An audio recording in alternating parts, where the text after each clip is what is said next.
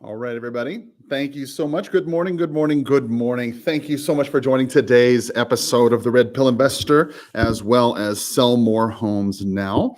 If you're joining me for the very first time, I'd encourage you to go ahead and subscribe right down there in the lower right-hand corner. Be sure to hit the subscribe and notification button so you'll be sure to go ahead and check in with me when I prospect every day here with you, so you can go ahead and maybe pick up a tip or a trick or maybe clue into something that I've learned. And along the way, of course, I'm going to share with you the latest and greatest in real estate news so that you can stay up to date with what's going on for your customers as well. So what we're going to do today, of course, is we do in every day, we're going to go ahead and prospect for leads for people who are looking to buy or sell real estate.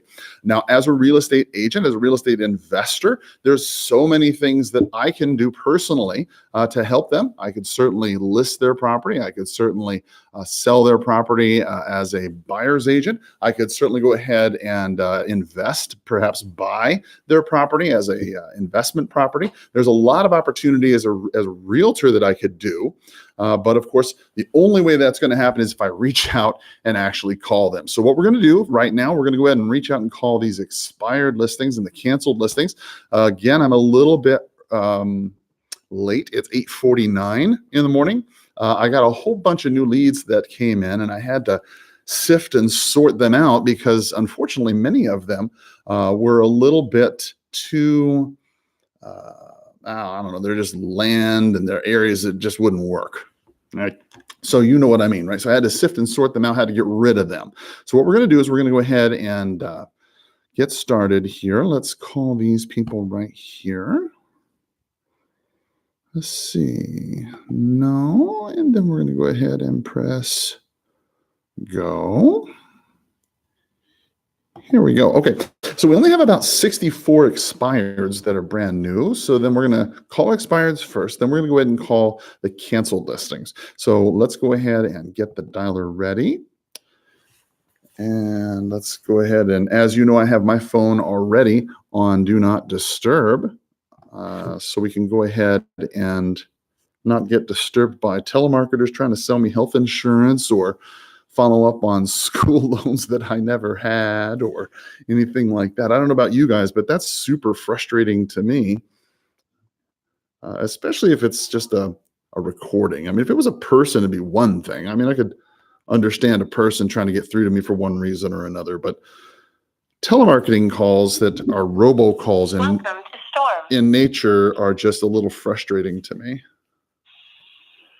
Okay, so I think I have it right. Good deal. So what we're going to do, actually, I'm going to dial that one more time just to be sure, because it seemed like there was a problem. I want to be 100% certain we are good on that first. Dial. Okay. Go. All right. Dial. All right, let's try this one more time. Okay.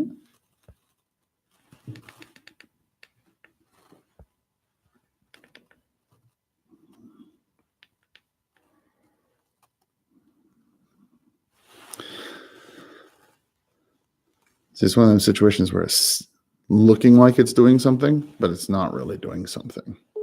Let's see. I knew something was up. Okay, let's try that again.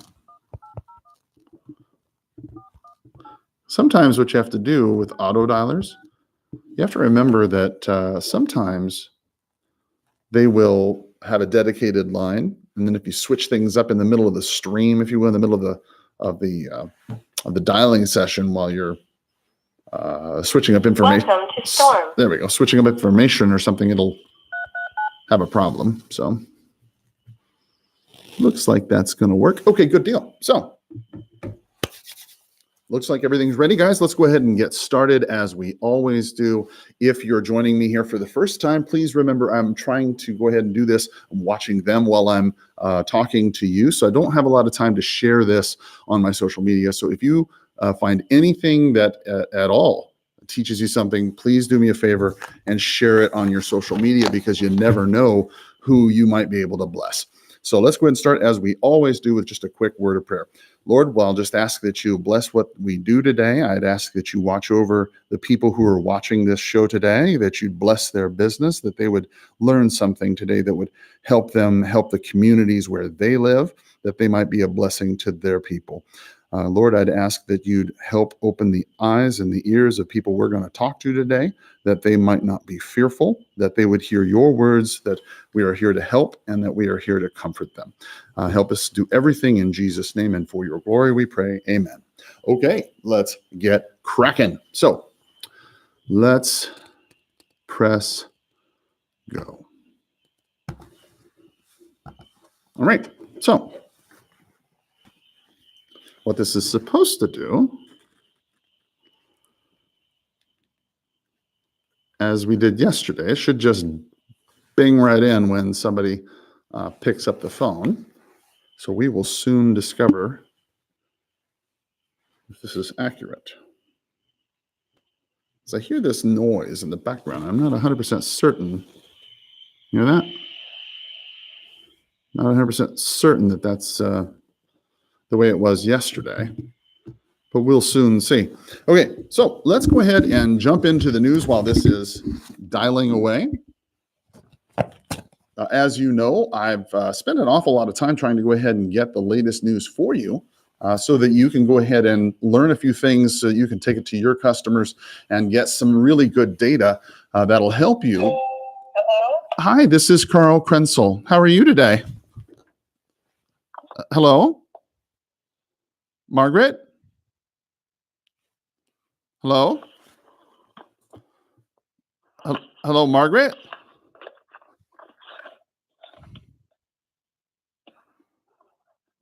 Margaret? Hello? Hi, Margaret. Can you hear me?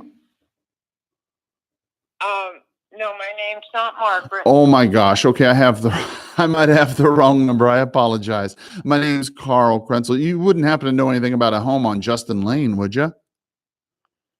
No, I don't. Oh my gosh. I am so sorry. I got the wrong number then. I apologize. Okay. You have a great day. Hey, since I got you here anyway, do you know anybody who's got an unwanted home I could buy for cash? No, I don't. Okay, no problem. Well, thanks a lot and have a great day anyway. Okay. Take care. Bye-bye. Bye. Right. Okay. So as you know, I've been trying to go ahead and keep up with the news, give you some good stuff that'll help you out. I've got some really good interest. Yesterday's news was super interesting. I mean, when we were talking about the market in some places starting to going ahead and contract and slow down, you saw certain areas like Las Vegas experiencing a little bit of a slowdown. Hello? Yes, what is the call about? Oh, yes, ma'am. I might actually have the wrong number. I apologize. My name's Karl Krentzel. I was actually looking for the owners of a property out there on Miramar. Is that your property, ma'am? No. Oh, my goodness. I'm so sorry. I got the wrong number. I apologize. That's okay. Since I got you here anyway, do you know anybody who's got an unwanted? I guess not. Swing. Okay. So the areas, Zillow, of course, was saying that the areas, of course, in the United States, there was 32, I think it was 32 areas that had experienced a price drop or a price stagnation in the past first quarter, I think it was, that they had said of 2019. And when you look at that, 32 out of 35 areas having a price drop or a stagnation in major metropolitan areas that they're watching. Please leave your message for that tells you something. Mona Cassom.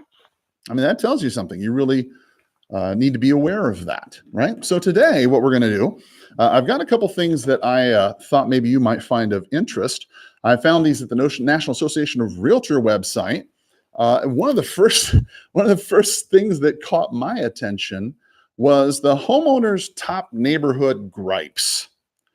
The Homeowners Top Neighborhood Gripes. You know, it turns out that the neighborhood that your buyer moves into can really make or break the sale. Your buyers that are looking at properties. Now, I know if you're a realtor and you've been a broker for a while or an agent for more than 10 minutes, we all know that it's location, location, location. But as an investor or an investing realtor, you have to be thinking about, especially if you're thinking about properties to buy as an investment, what your end use buyer is going to find attractive, right? Well, the National Association of Realtors, got somebody calling in. There we go. See, I have it on Do Not Disturb, and I'm not really sure how that happens, but in any event, the National Association of Realtors was super kind, and they put out a report that basically said the biggest neighborhood turnoffs for potential home buyers. They did a survey that was from Porch.com. It was a home remodeling website, and they surveyed about 1,000 consumers to find what they considered the biggest neighborhood turnoffs. All right. Now, noise. Hi, you've reached the Tucson Invitational Games. Please leave your name, number, and a... It's not what I want.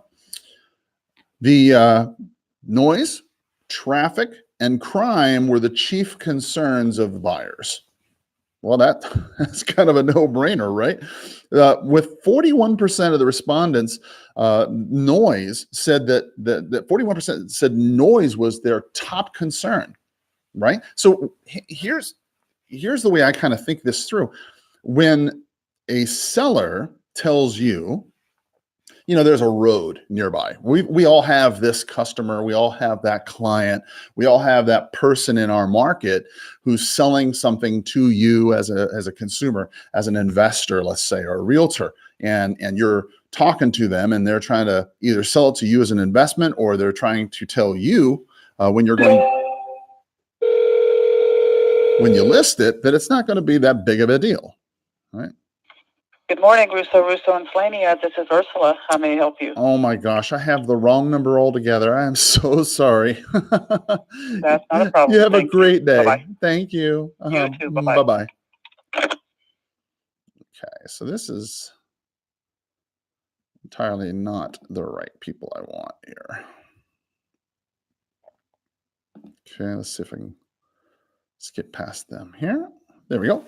So when you think... Aaron speaking.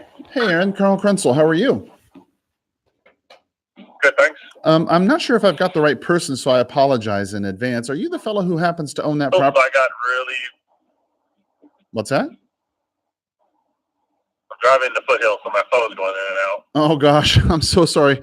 Are you the fellow who owns that property on Rocky Canyon? Yeah, we moved back into it. We're not going to sell it. Okay, no worries. I'm curious, at what price would you become a seller? Yeah, it's what it was. Okay. So, and what do you think stopped it from selling? No idea. So. But you've already moved back into it? Yep. Okay. So I didn't need to sell it. I had a house in Scottsdale, a house here, and we put it up. Had some brokers go through it. Houses all around it are selling for more than it does. It's brand new on the inside. Actually, everything, including the carpets, all the cabinetry, everything is brand new. So just didn't sell. Not going to sell. I don't need to sell it. So it'll be my part-time house. So, like I said, we're moving back into it right now. So, Okay. Well, all right. Well, listen, since I've got you here anyway, do you happen to know of anybody else who's got a unwanted home that they'd like to sell for cash? No, I don't. Okay. All right, cool. Well, listen, Aaron, I appreciate your time and I hope you have a great day. Okay. All right. Thanks a lot. Thank you. Bye-bye. Some people might say you should push harder on somebody like that. I suppose you could. There's... Good morning, this is Ray. Oh, gosh. Got the wrong guy. Sorry. Have a great day. Oh, no problem. Take care. Bye-bye. You bet. Bye-bye.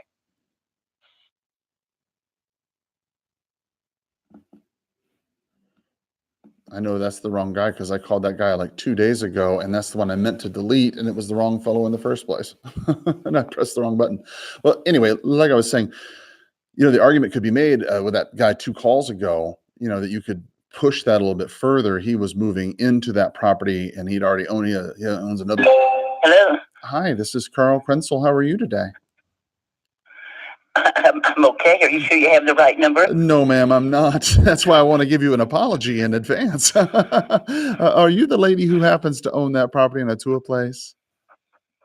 No, I'm not. Oh my gosh. See, that's really too bad too, because you sound like a really nice lady to talk to. I think that must have been a misprint or something. No worries. Well, listen, God bless your heart anyway. Since I've got you here, do you happen to know anybody who's got an unwanted home that I could buy for cash? Nope, I sure don't. No worries. Well, listen. My daughter-in-law is a realtor, so I don't know. Oh, no kidding. What's your daughter-in-law's name? Maybe I know her. Joey Atkinson. Oh, I know her. She's a great lady. Yeah, good agent. Good for her. Good for you. You should be very, very proud. I am. I love her like a daughter. She is a wonderful woman. All right, great. Well, listen, I appreciate your time. You have a wonderful day, and be sure to get out and enjoy that wonderful weather we've got today, okay? Oh, I plan to. I plan to. All right. God bless. Bye. Take care. Bye-bye. So, as I keep trying to say, you could push certain people like that guy who's moving back into his house. You could push that, right? It's just been my experience, okay, that if they're moving back into it and they had another home, and I don't know, it just didn't seem, and there's all these conflicting things. I mean, on the one hand, you don't want to buy in to their apparent lack of motivation. There's that. You certainly don't want to do that. But then on the other hand, you don't want to spend a lot of time talking to somebody who's in the foothills, in and out of contact, moving back in that day to the home they've just been trying to sell for $700,000. For Tucson, $700,000. Please leave your message for $700,000. Excuse me, $700,000 the number 4 in Tucson is quite a bit of money, right? If he was maybe a $200,000 property, something our median sales price wise, and let's say that was his only property and he was moving back in from his mom's or something like that, then maybe it might be a little bit of a different situation. But if he owns a property in Scottsdale, and this is going to be his secondary property here in Tucson, I don't know. It just seems to me like his motivation levels probably, and again, I'm probably just forecasting, who knows, or foretelling or whatever the proper word is, but it just seems to me like it might not really be worth pressing that much time to deal with him when I could continue dialing and potentially talk with somebody else. So sometimes, and I might be wrong, and I often am, but sometimes I think it's just the better part of valor to just go ahead and move on and get to the next one and keep pushing. So that's just my thought. So anyway, back to the National Association of Realtors Top Neighborhood Gripes of Homeowners. They said of the 1,000 people that they had surveyed, 41% had complained about it being a noisy area. Noisy area. Now that could mean a lot of different things. All right. Because when you look at it, 35% of it said that they didn't care for the traffic. And another 31%. Hello, this is Bo. A lot of people, 31% were concerned about the crime rate in the area. Now, let me just delete that. Call has been forwarded to an automatic voice message system. 21526. That's okay. Just want to delete that whole person. There we go. Delete that whole person. I don't even want to deal with that one. I'm deleting that lead right there because it's actually vacant land. And I mean, there's just so much of that here in Tucson. I don't want any vacant land listings. That's just not what I want. It's certainly good for people who want to do that sort of business, but it's just a very time-consuming business here in Tucson. So the Porch.com survey, again, said 31% was a high crime rate. 20% was unkempt lawns. 17% said there was too many HOA rules. Another 17% said it was backing up to the freeway. 16% of the people said they didn't want that area because of cars parked in the yard. 15% said home exteriors needing maintenance. 14% said train nearby, bars on the windows, unfriendly dogs, vacant homes, multiple foreclosures, loud paint colors, and loud ornaments, and RVs and boats parked in the street or out in the open made up the remnant, right? So the top 5 reasons: noisy area, traffic. Hi, this is Karl. How are you? Good. You know, I think I might have called you the other day. Did you have a property over there on Lobo Road? I do. Oh gosh. Okay, I think I called you by accident. Then I apologize. My name was Karl. Did you think any more about selling that property at all? Well, we're kind of fixing up one of the bathrooms right now, and I kind of tore up in that bathroom right now. So Okay. once I get that straightened up, and then there was a few other things we were wanting to do to the house to kind of justify the price. Okay. When it appraised for what we were asking for it, right. but I just felt, since we had it on the market for so long and weren't getting anywhere, that we just needed to spruce things up and make it look like it should be in that price. Okay. I'm wondering, and I'm sorry, my name was Karl. I never did catch your first name. I'm sorry. I'm Doug. Doug, pleasure to meet you, sir. I'm curious, when you do sell this place, where are you going next? Are you staying here in town? Are you taking off? What's the plan? Oh, no, we're going to stay here in Tucson, unfortunately. It's a little warm. I hear you. Okay. Are you buying another place? Either that or build. Okay. Well, I'm wondering, what sort of work are you planning on putting into the Lobo place? We're just looking at the bathrooms, maybe some kitchen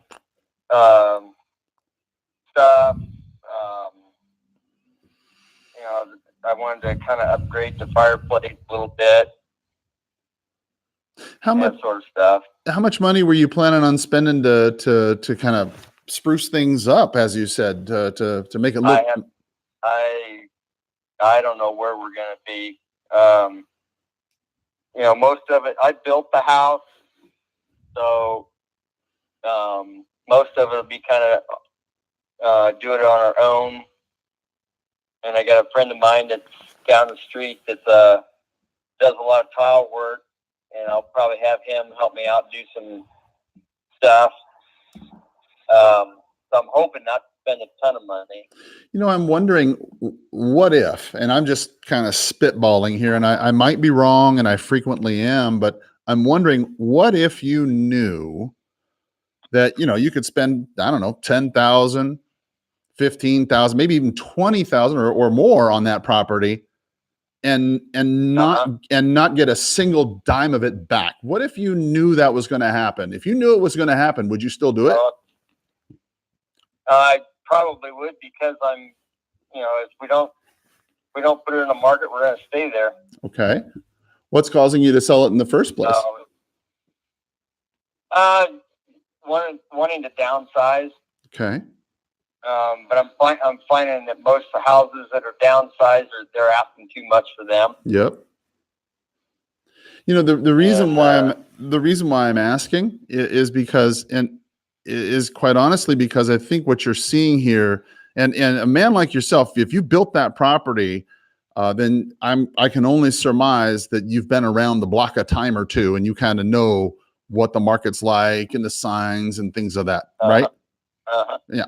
So I imagine, you're probably seeing, like I have. I've been in the game 23 years. I imagine you're seeing what I'm seeing: prices going way, way, way up, and people not being able to sell their homes, and essentially a flood of homes on the market because nobody's able to get those prices. You're seeing that just as I am, Right. right? Right. Okay. You know, I have a lot of realtor friends, and I imagine you have friends across the United States. It's similar wherever you go. San Francisco, San Diego, Tulsa, Oklahoma, Tennessee. It's all the same wherever you go. Have you been hearing that too? Yeah, I get stuff from northern Indiana. I'm originally from back there, and Yeah. I see the prices back there. Yeah. So I think what we're starting to see here, and I'm no expert, but Zillow put out a report here just the other day stating that 32 out of the last 35 metropolitan markets that they mark have actually either decreased in value or remained static in the first quarter of 2019. And as a matter of fact, they marked the first time in 7 years an actual price decrease over year type of analysis. Not to say that the skies are falling or anything like that. No, but I think what it's starting to point to is that there's a lot of inventory on the market, and buyers are starting to recognize, well, gosh, like you have seen, gosh, I want to buy another home, but these prices are a little stiff. Yep. So what I'm thinking is, if you knew that by putting that money in that property, right, you would actually be wasting your money. If you can actually sell that property now for the top dollar you could get, and then take advantage of that, move into the next one, if you could do it, and it's a big what if, would you even consider doing that? Yeah, we got it tore apart. The kitchen bathroom tore apart. So I'm gonna finish that project first. And the agent that I got is my son-in-law. So I'm gonna probably he and his dad are work together. I see. So I'll probably hang out with them. Okay. All right. Well, listen, I appreciate you taking the time out of your day to talk with me. All right. All right, my brother. You have a great day. All right. Take care. Bye-bye.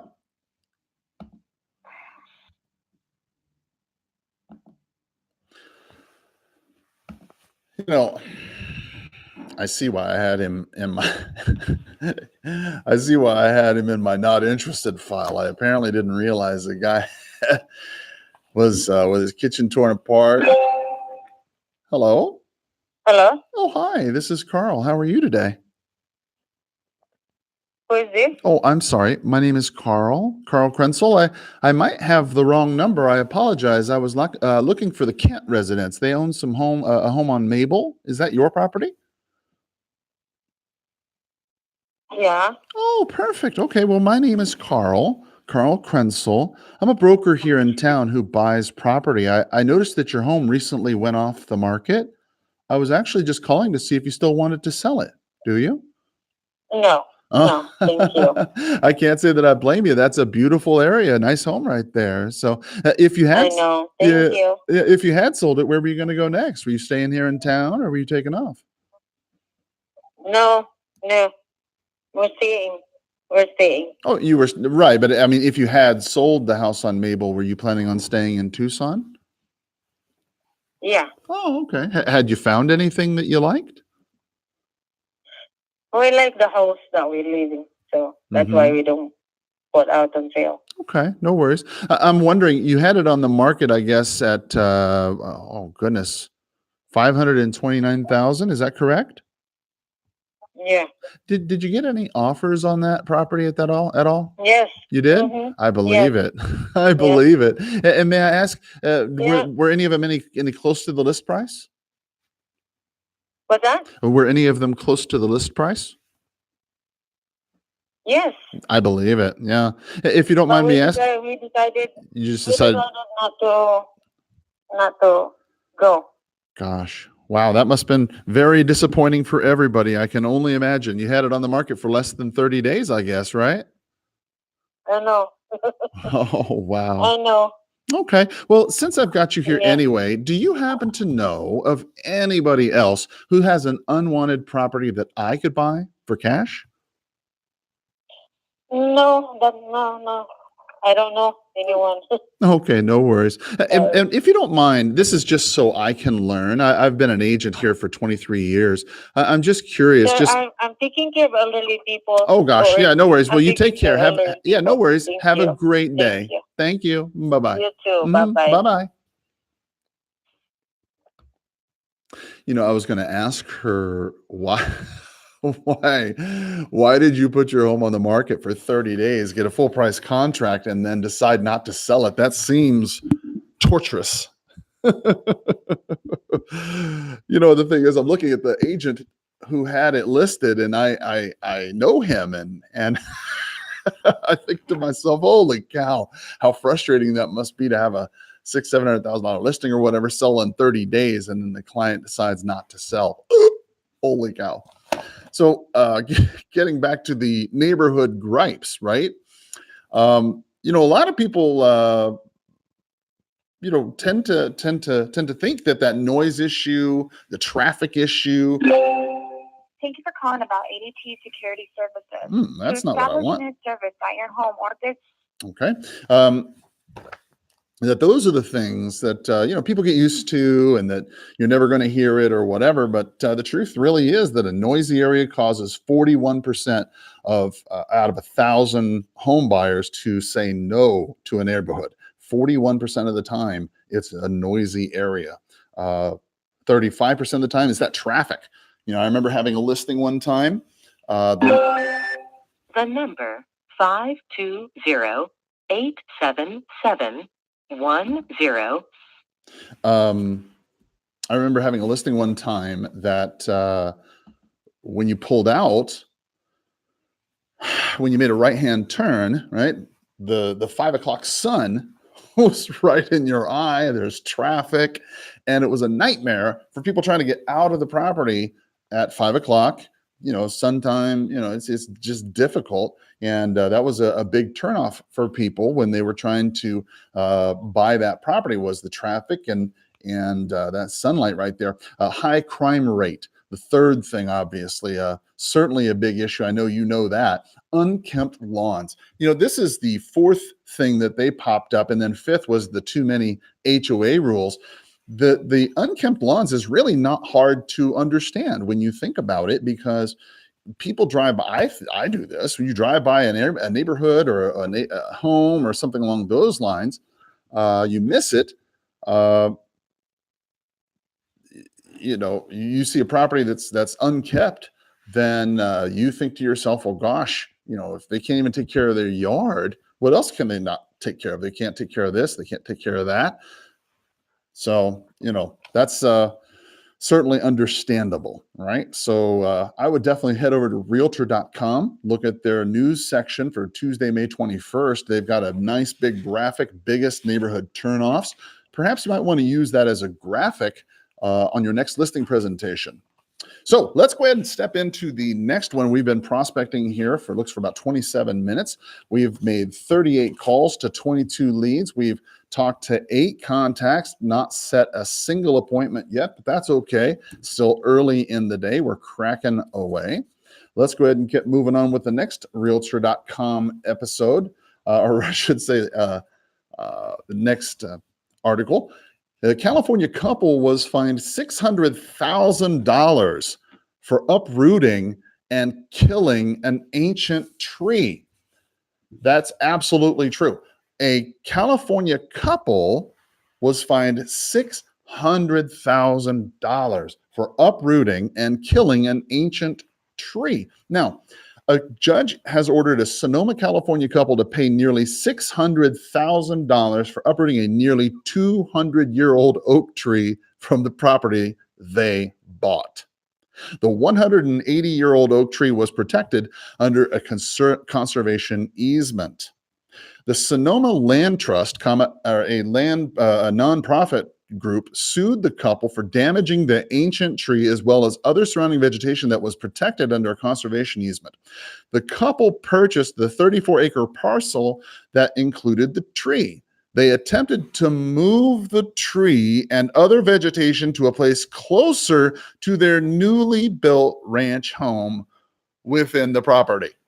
And needless to say, the 180-year-old tree did not survive. Hi, you've reached Whitney. Sorry Imagine I that. missed your call, but if you leave your name and number. So here's what happened. Okay. People decided to buy this property with 34 acres on it. And in this 34-acre property, there's a conservation easement.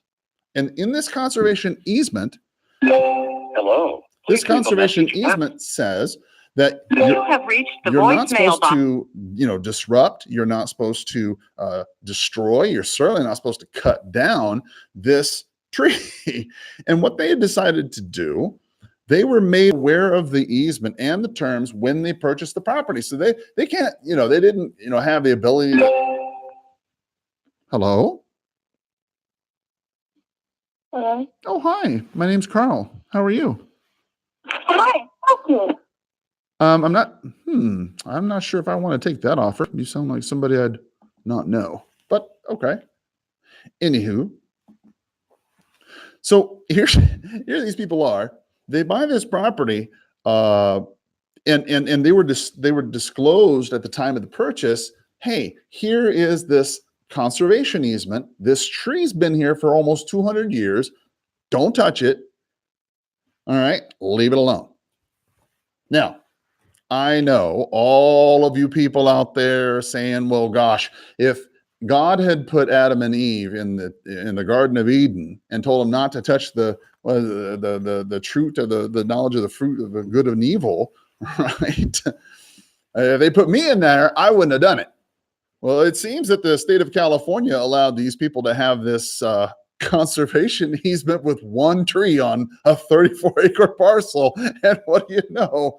They just couldn't help themselves. They had to pick it up and they had to try to move it. So what they decided to do is apparently the damage was first discovered in 2014 and has been in legal proceedings since then. A concerned neighbor, boy, you can always count on the neighbors, right? It's always the neighbors. The neighbor first reported to the Sonoma Land Trust Stewardship that they saw heavy equipment and digging on the property. They said that they'd found more than 3,000 cubic yards of dirt and rock had been removed, and that the 180-year-old oak tree had been uprooted without permits for the work. Now, here in Arizona, okay, in Tucson and areas of the Sonora Desert, people will tend to try and move these Sonora cactuses. You have to get a permit to do that. And even that is a difficult job at best, because when you think about these Sonora cactus, I'm not sure if you're aware of this or not, but if you're from Tucson or familiar with the Sonoran Desert or barrel cactus or anything like that, barrel cactus, those are the kind of cactus that grow straight up. They look like a barrel, and the saguaros are the ones that have little arms that pop out, right? Well, a lot of people don't realize this, but the arms pop out after about 100 years. You get your first arm. Oops. Put a message to them. There we go. There we go. You get your first start of your arm at about 100 years. So when you start to see saguaro cactuses, with 2-3 arms, that's a couple 100-year-old cactus. Hello. Hey, this is Karl Krentzel. How are you? Who is it? Oh, I'm sorry. My name's Karl Krentzel. It sounds actually like I've got the wrong number. I apologize. I'm looking for the Robs. They own some property over there on Morning View. Is that your property? You got the wrong number. Oh, gosh. I'm so sorry. Okay, no worries. Well, since I got you anyway, do you know anyone who's got an unwanted home? Take that as a no. All right. So anyway, here in Arizona, you get these saguaro cactus, 2-3 arms on there, and they're a couple 100 years old. And people want to move them from the desert to their home, or from their home to a separate place, or something along those lines. You got to get a permit to do it, and you have to have special equipment to do it. You can't. Hello. Hi, this is Karl Krentzel. How are you today? Good. How are you? I'm better than I deserve. Thank you. I'm not sure if I have the right place, so I apologize. I was looking for the Diaz's. They own some property over there on Charlotte. Is that your property? Yes. Wonderful. Yes. Wonderful. Well, I'm calling because I'm a broker here in town who buys property. I noticed that your property recently went off the market. Is it still available for sale? It is, and it's going through my husband's company through relocation. Oh, perfect. Okay. Wonderful. Okay, great. All right. Well, then I will do what I can to get a buyer for you right away. Okay. Okay, thank you. Outstanding. Thank you. Have a great day. Bye-bye. You too. Mm-hmm. So this particular one, definitely not going to follow up with them. They're good people, don't get me wrong, but I noticed it is listed with somebody in my company, and it's going through our relocation company in our company itself. So there's no sense in me, going there. That makes no sense. So back to the cactus and the tree. So here in Arizona, obviously, if you want to try and move one of these, you've got to get a permit. You've got to get special tools. You can't just dig it out with a shovel. I mean, you have to do a lot of work because these roots just go down and down. Please leave your message. They just for go down 5, and down 2, and down, and you can't just take them out. And an oak tree is the same way, especially a one that's 180 years old. The root system, the root bed is enormous. You saw that they had to take nearly 3,000 cubic yards of dirt and rock to get this thing. It had been uprooted. Right now, Sonoma County Superior Court Judge Patrick Broderick sided with the Sonoma Land Trust and wrote in his ruling that the landowners Peter and Tony Thompson, quote, knowingly and intentionally violated the conservation rules. They, quote, demonstrated an arrogance and complete disregard for the mandatory terms of the easement, period. Broderick, the judge ordered the couple to pay more than $586,000 in damages toward environmental restoration and other costs. The couple could reportedly file a new lawsuit. They say the damage was not intentional. They went into this because they appreciated the pastoral nature of it, the scenic beauty of it. Quote, Richard Friedman, the couple's attorney, said, they wouldn't have wanted to do anything that was going to cause harm, damage, or scar it. The couple has since listed the property, including the neighboring ranch, on the market for $8.5 million.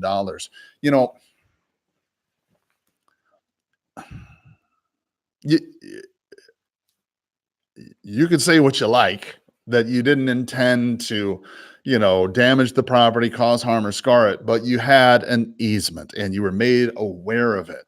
This is why it's critically important for agents to be aware of properties that you're selling and the easements that you have, that the consumer knows precisely what they're getting. And that's why you get it on the Schedule B in your title examination, right? And your title insurance report, your Title B, if you're in an escrow state. Now, obviously, if you're an attorney state, this is a different matter, like South Carolina, I think it's Delaware, Iowa, Illinois, some of these other states that are attorney states. But if you're in an escrow state where you're dealing with escrow officers, things of that nature, then one of the things that as an agent, you definitely want to be aware of is the Schedule B.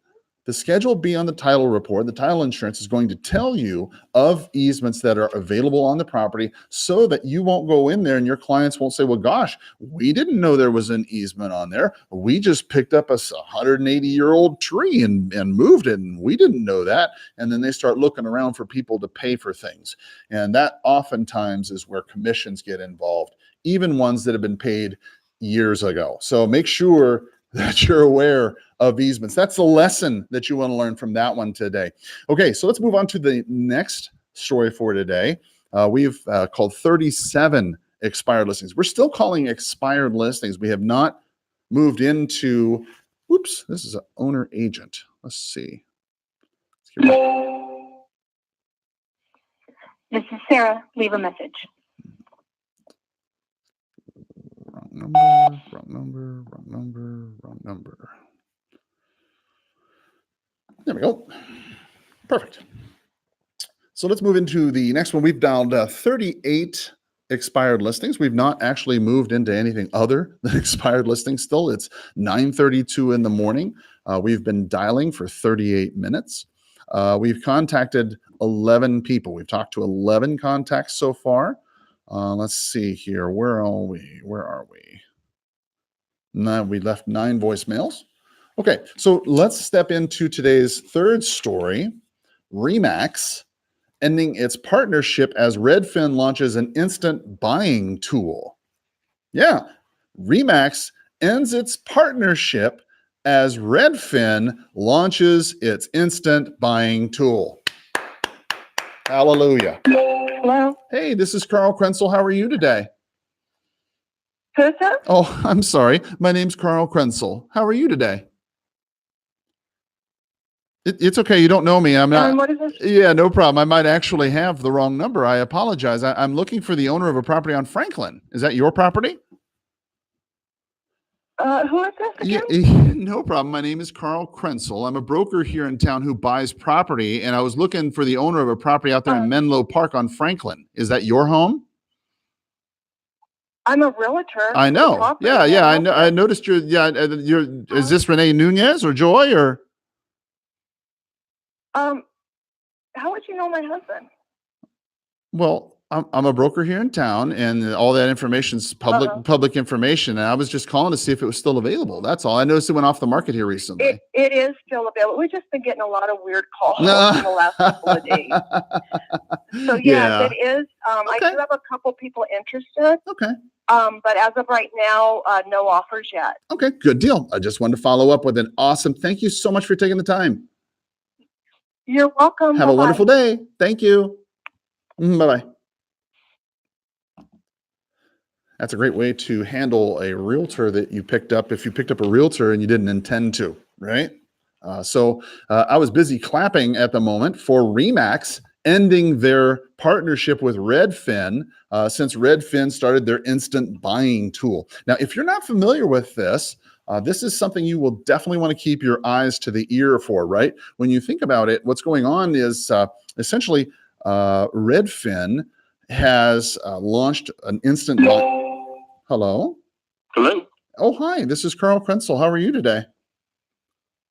Fine, thank you. I'm not sure if I have the right place, so I apologize in advance. I was actually looking for the owners of a property out there on Shorecliff. Is that your property, sir? Yes. Oh, wonderful. Well, my name is Karl Krentzel. I'm a broker here in town who buys properties. I noticed your property went off the market recently. Is it still available for sale? It is. Oh, wonderful. Okay, yeah. Did you guys put it back on the market, I guess, with Cindy? Well, that was a temporary. We had a buyer that was pending, and so we did a temporary back on the market, but that fell through. Oh gosh, I'm sorry. That stinks. Me too. Okay. Well, if you don't mind me asking, what's the current status of it? Have you got an agent that I should call, or is it for sale by owner? Or not yet. It's not on the market yet. I'm interviewing 3 different agents to see which one I want to use. I understand. Okay. Well, I'm curious. Are you familiar with Sotheby's International Realty, sir? I am not. Oh, you're kidding. Well, when would be a good time for me to stop by and take a quick peek at your property and tell you a little bit about our services? I've got some time today, or would tomorrow be better? Yeah, certainly. I'm available anytime after noon today. How about 3 o'clock? Would 3 o'clock work? 3 o'clock will be fine. Wonderful. It's a date. Well, my name's Karl Krentzel. I'm a broker here at, as I mentioned, Russ Lyon Sotheby's International Realty. I'm curious, which other realtors are you interviewing? I might know them. I've just been in the game 23 years. We all kind of know each other. I'm just curious if you don't mind me asking, who else are you interviewing? I went through an outfit called Homelight. Okay, yeah, I know them. And they sent me some recommendations. I'm interviewing Lisa Bayless. I know her. I'm interviewing a lady by the name of Alicia. I do not recall the last name. Mm-hmm. And I'm interviewing a gentleman by the name of Clint, who is an associate with Al and Sandy. Okay, great. No worries. Well, they all sound like good agents. I've been in the game 23 years myself, and anybody who's been around for a while. I know Lisa myself. She's a good agent. Al and Sandy, I'm not 100% sure which ones that is, but I'm sure they're good agents too. So it's all going to be great competition. If you don't mind me asking, it brings out the competition. It brings out the best in everybody. May I ask, when's the last appointment that you're going to have? And when do you anticipate making a decision? I think the last appointment, 2 of them have made appointments. Clint was checking schedules, and he hasn't made an appointment yet. I try to get all of the appointments done by this Thursday, because then I'm going to be out of town for the holiday weekend. Okay. And I'd like to get it back on the market either the last week of May or at least the 1st of June. That sounds prudent. That sounds very prudent. I understand 100%. All right, good deal. If you don't mind me asking, have you got a couple seconds? I might be able to ask you a couple questions about the property just so I'm prepared. Have you got a minute or no? Sure, go ahead. Okay, no problem. If what I said when I come out today at 3, if what I said made sense and you know, you felt comfortable and confident that I could actually, I don't know, sell your home, would you list your home with me when I come out today at 3 o'clock? No. Okay, no worries. And if you don't mind me asking, about what price were you wanting to go ahead and get your property on the market at? 280, 290. Okay, good deal. No worries. And when you do sell this property, where are you headed next? Are you staying here in town or are you taking off? Oh, I've already purchased, and we've been residing in the other place since last October. Oh, great. Wow. Okay, so we got to get this place sold. You got double payments and stuff, I imagine? Yes. Oh, my goodness. Yes, that's Okay. starting to drain my reserves, and I'm getting a little frustrated. Yeah, I can only imagine. That does get super expensive. Okay. And so you mentioned that you wanted to list your home right around, you said 280. Is that correct? Yes. Okay, good deal. And as a professional real estate agent, you know, I study homes and prices every single day. And therefore, I'm going to assume that you'd list your home with me at a price that would cause it to actually sell. Is that correct? That depends on what that is. Okay. Yeah, that's a fair answer. So I have 2 mortgages on that other house. Okay. So those have to be paid off. All right. Good deal. There's solar on the property, and there seems to be some concern with people. Yes. So I am prepared to pay off the lease on the solar, Okay. and that would allow the buyer to continue to have the solar and use it for the next 16 years. Got it. However, if I pay off that, I feel that I should be compensated in some way. Oh, sure. So that would be applied to the purchase price of the house, at least a portion of it. I'm willing to go 50-50. Yeah. Well, that sounds like you're pretty reasonable on it. Yeah. Because I'm retired, I would like to have a little bit of profit out of this place that would help offset at least the rest of this year and a portion of next year's income for me. Okay. Makes sense to me. And you mentioned that That's you have. how I came up with a 280 figure. No problem. I was going to say you mentioned that you had a couple own liens on there. About how much do you owe on the property? I'm not quite sure at this part. Somewhere around 170 to 180. Okay. All right. Yeah, that gives a ballpark range. It sounds like you've got a lot of equity that you need to protect, is what I'm hearing. I would think so. That we'll see. Okay. I did reach out to a group called Open Door. Yes, sir. I'm aware of it. Mm-hmm. And they make cash purchases. Mm-hmm. They did make me an offer on it. I thought it was a little bit too low, so I respectfully declined the offer at this point in time. Mm-hmm. I guess it's always an option to go back to if I can't get what I want. Certainly, I understand that. If you should choose to decide to do that, let me know as well, because I also buy property in town. And many times what happens with Open Door, I'm not sure if you're aware of this, but what they'll do is they'll farm out the information to a local investor, and it's the local investor who's just bought the lead, really, your name. And that's sort of how it works, but no worries. Okay. And the way I'm kind of getting it, it sounds like you just want to kind of cash out. You don't want to do any kind of owner finance. You just want to get your cash right off into the sunset, get the next place. Is that what I'm hearing? I'm already in the next place. Of course. What am I thinking? No worries. And did you have any questions for me before I come out? No, not this time. All right, great. Well, listen, again, my name is Karl Krentzel. I'm with Sotheby's International Realty, and I will look forward to seeing you today at 3 o'clock. Okay? Perfect. Wonderful. Well, thank you for taking the time to talk with me today. Thank you. Yes, sir. Have a great day. Take care. You too. Mm-hmm. Bye-bye.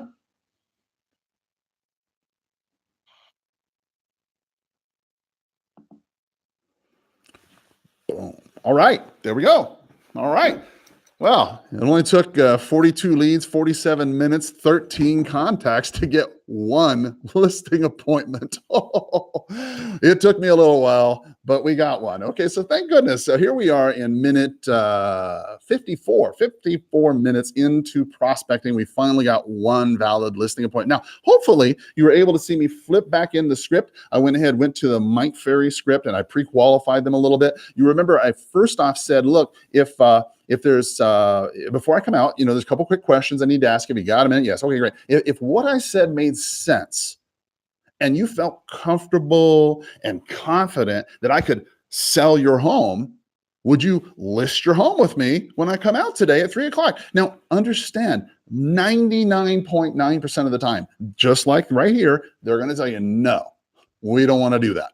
That's okay, perfectly fine, because most of the time they're going to say that, but you're looking for that guy or gal who every now and again is going to say, yeah, actually I would consider it, because now you've got a whole new strut and things, baby, are moving. Okay, so let's get cracking and see if we can find another one. All right, good deal. So let's move on. Remax ending its partnership with Redfin, launching its instant buyer tool. Now you heard right there on the phone, this guy say, Hello. oh, hi there. This is Karl. How are you today?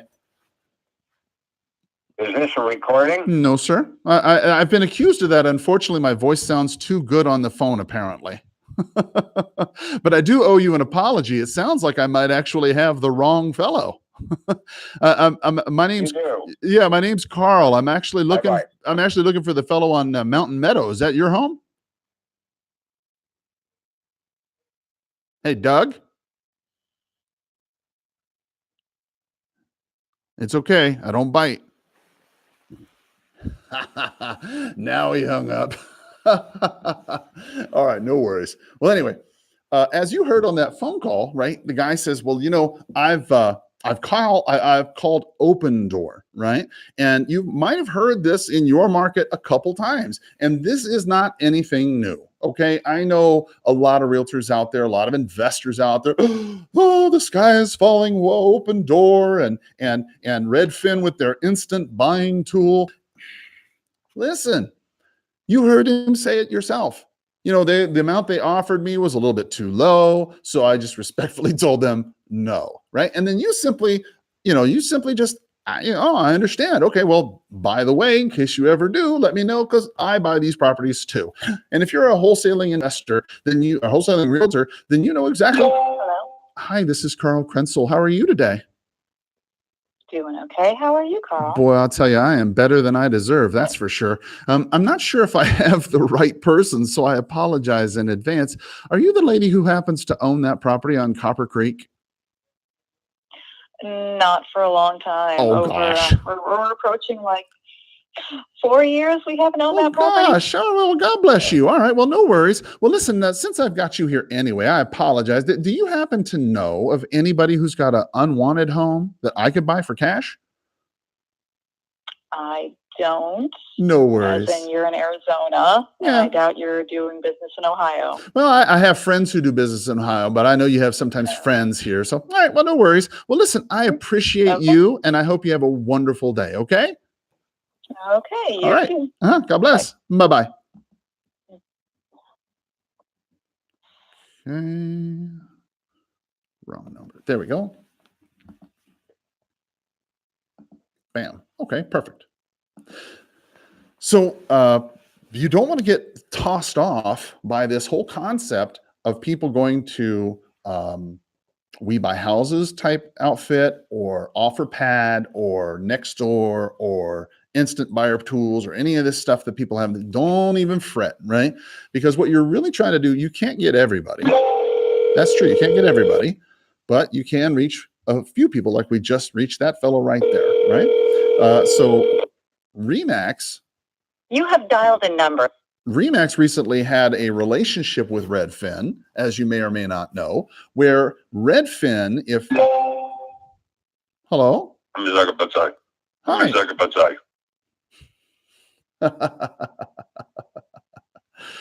How are you? That's good to know. How about some free money? Would you like some free money? Yeah, that always changes people's tunes. So anyway, so Redfin had an agreement with Remax to where if they generated a lead, a buyer lead, let's say for one of their listings or something, then they would send that lead over to Remax, and Remax would be able to go ahead and profit from that. But ultimately, what they discovered is Redfin decided that they would go ahead and launch their own tool called Redfin Direct nationally, which let unrepresented buyers instantly buy properties online, which effectively cut out the Remax agents. So needless to say, Remax cut their agreement with them and said, well, gosh, if that's the way we're going to play business, then we don't want to do business with you. You know, the reality is that the instant buying tool that Redfin has started in March. It said that in March, Redfin began accepting online bids from buyers who did not have an agent in Boston. They initially began this. Hello? Please leave your message for. They initially began this in Boston as a trial market. Basically, the sellers who accepted an offer paid a lower commission if they were selling to an instant agent that they had generated from the site. So if you could imagine you as a seller listing your property on Redfin. Hi, this is Karl. How are you? What's this about? Well, I'm not sure if I have the right person, so I apologize in advance. I was looking for the Bernsteins. They own some property over there on Cottonwood. Is that your property, ma'am? We're not interested in either refinancing or selling right now. Thank you. No worries. Well, actually, that's not why I called, but I appreciate that. Do you, oh, well, too late for that, I guess. Swing. All right. So in Boston, essentially what happens is if you were in the Boston area, you could go ahead, list your property on a Redfin site, turn around and sell it. If they generated a buyer on their website, you could pay a lower commission by selling it to them. And it says from late March to early May, 120 homes were listed through Redfin's pilot program. 5 were bought via online bids. So then they decided to go ahead, buy button for real estate, program this thing. And what ultimately ended up happening is they started deciding to send this out nationwide. Said that after the trial run in Boston, Kelman told the New York Times he was convinced there was enough demand for instant buying type of program to roll out nationally. He said, we're going to roll this out one market at a time. And the market may have evolved enough for it. He said in 2006, Redfin had placed a buy button next to its website listings to allow buyers to bid online. However, the option failed to gain traction at the time and was later removed. Now, they're saying that it's not to eliminate buyer's agents. That's what they're saying. They feel that most agents will still handle a majority of the transactions because most of the people want that touch, that interaction, that control, that help, right? They feel that it's just a small portion of the investing minority, or I should say people, who are willing to go ahead and use this instant buy feature.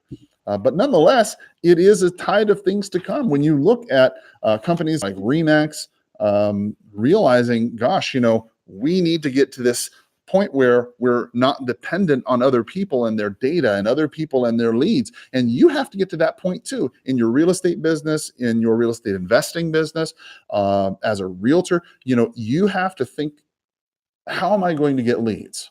And any means you can do that is going to be helpful is going to be good for you. Let's move on to our last story now. I wanted to save this one because this one is going to be something I was kind of scared to share publicly, right? I was a little hesitant. I'm going to jump into this. I won't spend too much time because I do know that we are 1 hour into this, and I'm just going to spend a couple minutes before I wrap it up and turn it into a... Hey, this is Karl Krentzel. How are you today? Who's this? Oh, I'm sorry. My name is Karl Krentzel. How are you? I think I received a call from you. Yeah, I was looking for Dorothy. You're an agent, right? No. Let me bring you up to date. Oh, please. Someone else had called. Because because I recognize it. I'm her daughter. Okay. She's deceased. The house is in escrow. Oh my goodness. Well, good for So you. And I'm sorry to hear of the yeah. situation. Gosh. Okay. Thank you. Well, it's under escrow right now, and it looks like everything's going to close. Yes, sir. Hallelujah. Yes, Thank sir. goodness for that.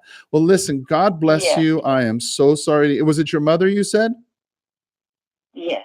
Oh, well, you know what? I'm very sorry. Yes. I'm very sorry to hear that. Was your know. mother's name Dorothy? Yes. And your name was what? My name is Claire. Claire. All right. Well, Claire, I will say a prayer for your mom, Dorothy, and you today. Okay. Well, thank you. Yes, Thank ma'am. you, sir. God bless you both, and you have and your family. I'm so sorry for your tragedy. It's not much fun, and I've been there myself, but it'll come out in the other end. I promise you. And I'm so glad to hear that things are working out. Okay. That's true. I All have right. to trust that. Okay. Thank God you. bless you. Thank you so much. Take care. Bye. Bye-bye. All right. Good deal. You always got to spread the goodness where you can, guys, because there's so much evil and so much bad things and so much to be disappointed in this world and angry about. You got to take the time. Hello? Please leave your message I don't for even want to deal with these people. 815. This is vacant land out in the middle of nowhere. I'll just delete the wrong number of that. Trash that. Doesn't count as a contact. Okay, cool. So the last story I wanted to bring up to you today was from Realtor.com, the National Association of Realtors. They wrote an article today. It says dual agency doesn't benefit consumers. Now, I know if you're a realtor listening to this is almost blasphemy. It's almost blasphemy because if you've been in the real estate game for any amount of time, then we have built careers and classes have been taught, hours have been spent.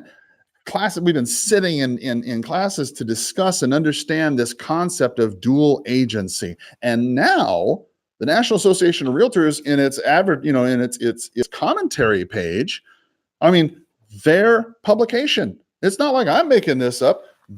The National Association of Realtors is coming up with this, and they're saying, hey, Hello. oh, you know what? I think I might have the wrong number. I apologize. I was looking for the owner of a home on 18th. Is that your property? No, sir, it is not. Gosh, I'm so sorry. I'm sorry about that. Hey, since I got you problem. anyway, do you know anybody who's got an unwanted home I could buy for cash? I do not. Okay, it's kind of an odd question, I know. So, all right, well, listen, I appreciate your time anyway, okay? All right. Thank you. Bye-bye. Bye. So, we've sat down in real estate class for hours, trying to understand this issue of dual agency. And now the National Association of Realtors, 206. National Association of Realtors is saying, dual agency doesn't benefit consumers. Now, this is by Bill Gassett. It was dated March 26, 2019 as an opinion piece.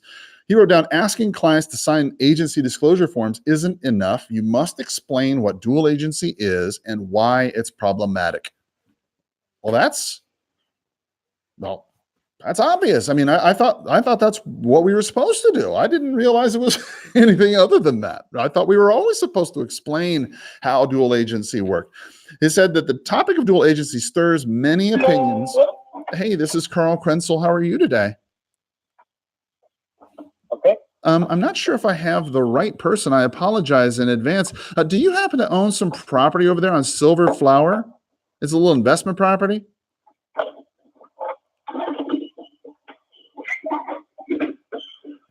Hello? Okay, I want to put down the wrong number. I don't know that he's the actual guy. Let's see. And let's delete this whole lead because I don't want to deal with that particular lead. That particular lead is a bunch of mobile homes. There's 2 mobile homes and an RV on the far southwest side of town. And I have no interest in dealing with that particular piece at this time. That's probably not going to work to my benefit. And this one I'm going to delete as well because it's just a piece of land. And here we go. This one's under a title company, so I can't really get that one. Delete that one too. And it looks like we're coming up to the last one in Sky Canyon. Oh, it's a pretty little spot. What's the story with this one? It's vacant land. Okay, so we're going to go ahead and do that, delete that. And okay, so this final piece, dual agency doesn't benefit consumers. The topic of dual agency stirs many opinions within the real estate community. There are some agents who are dead set against it. Others say they have absolutely no problem with it. But having been a real estate professional for 32 years, I can unequivocally say that many real estate agents have no idea how dual agency truly works. Well, I'd certainly agree with him there. You know, it's certainly true. I think a lot of agents do not understand the concept of dual agency, and particularly when it comes to real estate investing. If you're a wholesaler, okay, especially if you're a realtor who invests, you have to understand the issue of agency inside and out, okay? You cannot act as an agent for the seller and be the buyer. You can't do it. So therefore, when you're making a contract, you have to state that very unequivocally that you are not acting in a capacity as an agent for the seller when you're trying to buy a property. And that's further evidenced by your willingness to make sure there's no commissions. You know, I wrote a lot of articles about that. You might want to check on my podcast. If you're not following my podcast at the Red Pill Investor, you definitely want to check that out.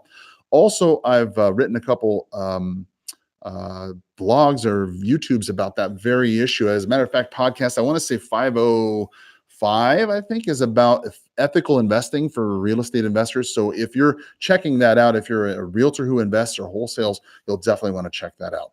Well, guys, we've prospected for about an hour.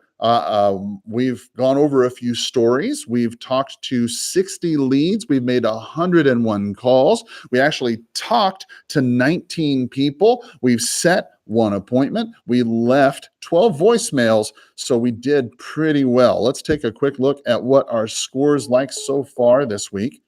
See where we are. Let's see. Looks like we got a call coming in. Oh, no, that's me ending that. So let's take a quick look, just so we can get kind of an overview of where we are so far. So tell you where I went yesterday. I went on those 2 appointments. Both of those appointments went very well. You saw them from the prospecting yesterday as well as Friday. You saw the prospecting that we did that day. So what was able to, the first appointment was just more of a CMA. There was a lady just down the street, kind of gave her an idea of what homes were selling for in her area.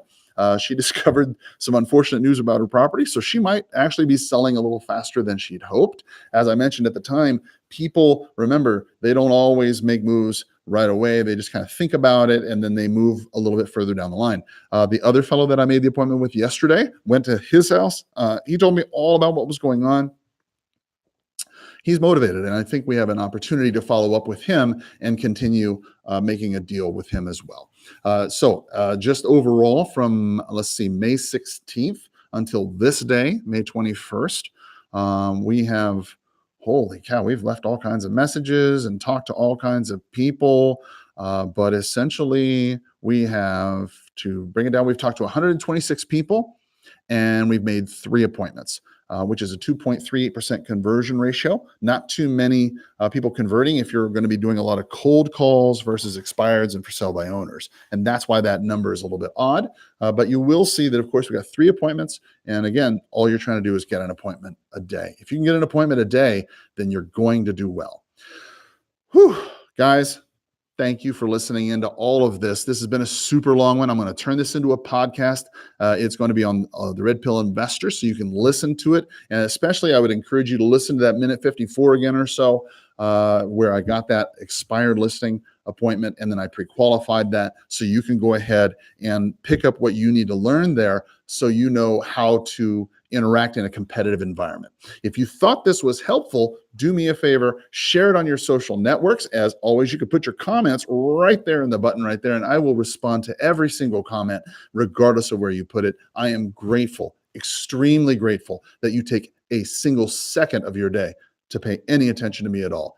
I am grateful for it, and I pray for you, and I thank you. You have a wonderful, powerful sales day. Bye-bye.